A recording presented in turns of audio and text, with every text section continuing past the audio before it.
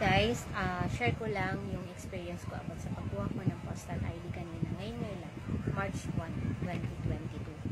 So, kasi gusto ko makatulong para pagpunta mo doon, hindi ka na pababalikin.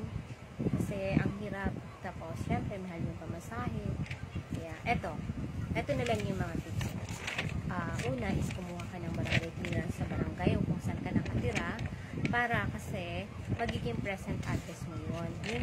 Yun din kasi yung isa sa tinitingnan nila. Pangalawa is yung birth certificate mo. Yan. Birth certificate. PSA birth certificate po ang dapat yung dalhin doon, hindi po NSO. Kasi mas applicable ngayon yung PSA. Ang alam ko naman dito sa birth certificate, yung pinagkaiba nila, yung tatak lang dito. Kasi nung una is NSO, ngayon po is PSA. So, itong dalawang to, barangay clearance, then birth certificate, pwede ka na po makakuha ng postal ID. Then, sa pagpunta naman po, ako kasi is kumuha ako sa post office, main office, dito po sa may Manila. Yun nga lang, talagang ina-expect na natin na madali kukuha ngayon kasi siya na po yung pinaka-valid ID. Start po sa postal hanggang driver license, pataas, unit, yung SSS.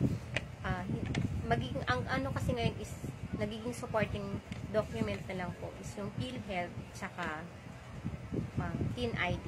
Hindi siya tinatanggap as valid ID.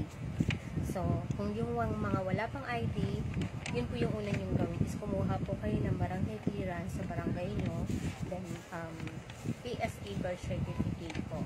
Then pagpunta nyo po doon, is-xerox nyo na po siya kasi kukuha na po kayo ng xerox nun. Kahit isang piraso okay na. Tapos naman po yung form, ako kasi is print ko siya galing online. So, kahit huwag na kayong mag-print, meron naman doon. Kasi pipila din pa rin kayo. Kasi kala ko kasi nung una, pag nag-print ako, diretso na ako. Pero hindi pala. Kailangan ko pa rin pumila. Kasi may mga nauna ng pumila. Ako is dumating doon is 7:45.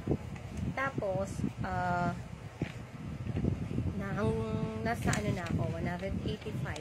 So, kung gusto niyo maaga, tsaka gusto niyo makuha agad, 1 day process na makasama kayo. Minsan kasi may minimum 100 to 150 pwedeng makuha. Kung kailangan, kung anong araw ko kumuha, that day, makukuha ko. Like for part 2 po, kung gusto nyo malaman. Salamat po.